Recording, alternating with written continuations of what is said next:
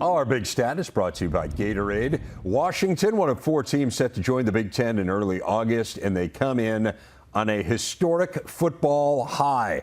The Huskies coming off a number 2 finish in the AP poll after falling to Michigan in the national championship game at ties for their highest ever AP finish.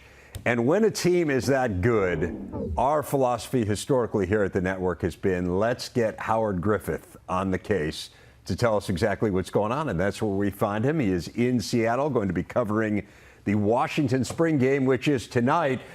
Howard, we talk about that number 2 finish. This is a very different looking team than that team that took the field against Michigan. I mean, it's really staggering, right? We're talking about 20 starters gone from that team. Kalen DeBoer has obviously moved on to Alabama. You got Jed Fish as the new head coach. Give us a sense, in being around this program now, of how Fish is trying to put his imprint on Washington football. Well, I think one of the biggest things when you initially look at it is it's not broken. What's here in Washington is not broken at all. They just need to rebuild, continue to build the roster the way Jed Fish wants to build it and implement his plan with his coaching staff. And we're going to get an opportunity to see that tonight of what they're going to do. Now, listen. Rever, you know coaches, right? They never want to show everything in a spring game, particularly when they've gone on to a new place like we have here in Washington with Coach Fish. So I'm pretty sure he's going to keep things very vanilla. But I really want to see the athleticism with the guys outside. They lost a lot. We talked about that.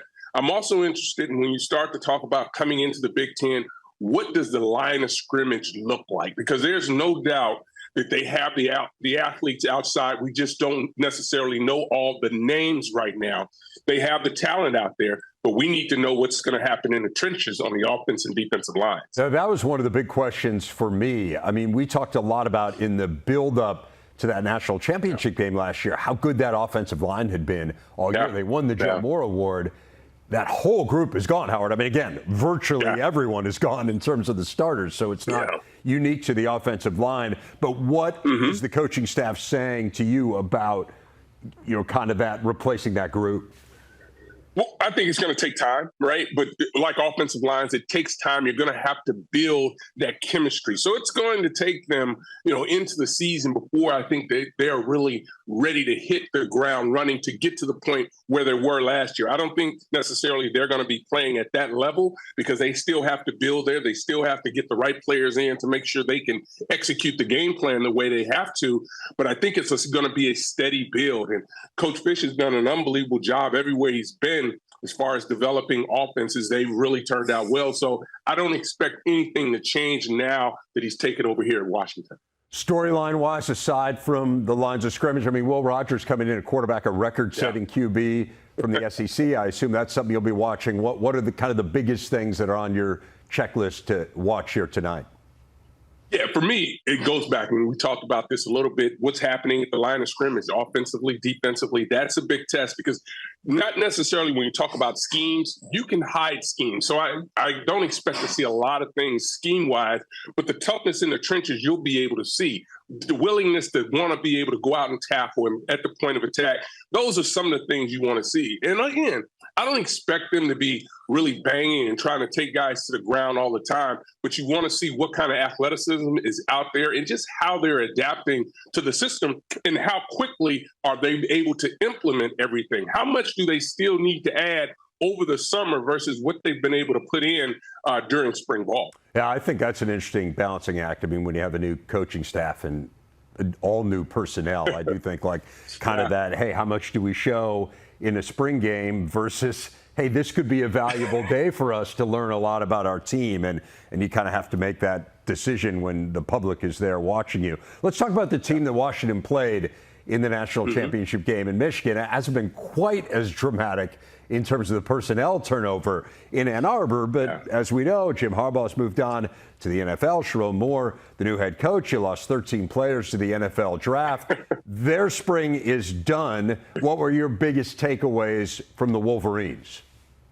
Listen, I think one of the things that's happened, I think is more behind the scenes because there's a system that's been put in place there that Jim Harbaugh has put in place. And I don't expect them. And it didn't look like they were getting far away from that. They know what the expectation is. Now, listen, they're not as talented as they were last year or even the year before. They're having to replace JJ, but the way they practiced was still crisp. The coaches were out there doing what they needed to do. One of the things I had a chance to observe was Coach Moore. He was kind of really just being the CEO type of a head coach, kind of moving around in the spring, allowing his coaches to really get their feet wet and really coaching their positions, because they're having to replace coaches too. So it's a new staff, but it seems younger, right? And I think when you talk about Coach Moore and his ability to really tap in and press all the right buttons, I think that's where his focus has been all spring, to be able to do that. And again, not as talented, but the system is in place and they haven't gotten away from that. I expect them to continue to play at a very high level. I don't think there will be substantial drop off, but I don't know if they're talented enough to be where they were last year, because they've lost so much. They've got a lot to pick up, but I think the system is there. And I think that's the biggest part of it. They're not going to get away from that. They understand what winning is about. There's a culture that's been put in place, the overused word culture, but you could really watch them. As I watched them this spring, they really moved around, had an understanding for what they wanted to do and try to accomplish. So this is going to be a fun team to watch. Again, not as talented as they've been in the past, but I think they're still going to be able to have a lot of success this year. Yeah, interested to see what that offense looks like in particular. It felt like that was a little bit of a work in progress as we watched them in the spring game, so we will see. They, of course, played for the championship last year, for the national championship. Ohio State has aspirations to do the same thing this year, Howard. It felt to me last year, and you and I talked a lot about this, like ultimately what kept them out of the national championship game, what kept them out of the playoff, maybe more generally, was offensive line and quarterback weren't quite good enough. And so to me, and 2 points of emphasis. Like when you watch them this spring, what do you think of those areas? They still have to solidify what's happening on the right side of that offensive line. That's going to continue to be a storyline. The quarterback situation, I don't get really that concerned about it. I think they'll be able to work that out. When I was there, it wasn't great that particular day, but you could see the talent was there. And quite frankly, Rever, this may be as talented a team as we've seen since we've been covering Ohio State. And remember, this is a team that in the offseason has literally pushed everything to the middle of the table and are going after our national title, and they are not shy about it. When you look at the senior, the guys that decided to come back who had draft eligibility, could go to the draft, came back, there is a really sense of, we know why we are here right now. There's one thing that we're trying to win, and that's not just the Big Ten, but a national title. And as we know, just because you may not win the Big Ten, you can be in the race. But I think this is a team that's loaded. When you talk about a 12-team playoff, they are built. They are deep at a lot of positions. And this is a really, really talented team. So if the quarterback situation works itself out, this is going to be a hard team to beat, because without a doubt, of the teams that I've seen this spring, it's not close to the talent level that they've had. And we've watched them recruit. We know what they've done in that area, and they've continued to build on that with the transfer portal.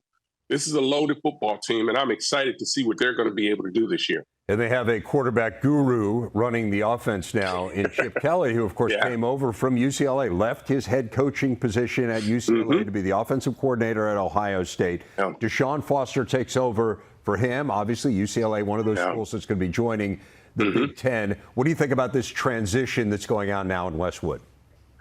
I think the transition is perfect timing. And obviously, this is going to be new for all of us here at the Big Ten Network. But one of the things that there was a lot of buzz about was there really wasn't a lot of recruiting. It wasn't heavy recruiting as far as offers being thrown out there. But the enthusiasm about this program, they had a Friday Night Lights that they just raved about the week before I saw them in their spring showcase. And then when I went out and saw the spring showcase, it was at the Rose Bowl, which was something that was totally different for UCLA.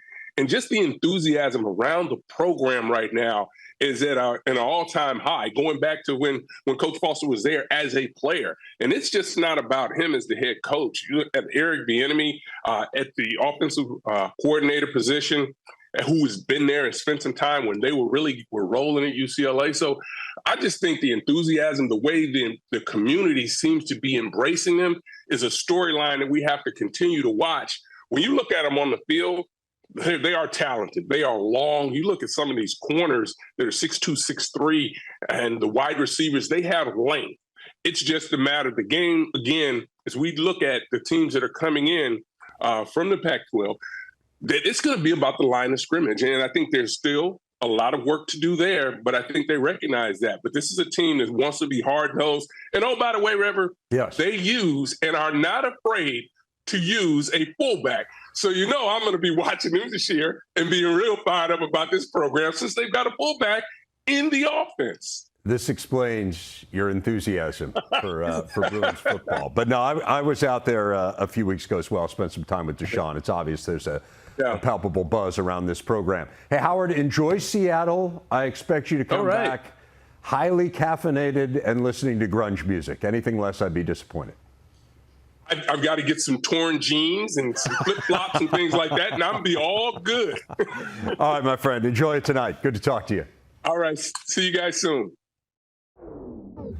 Up next, it is Hoops time with Rayfeld Davis. Got some schedules to dissect, some insights to glean. A lot to talk about straight ahead.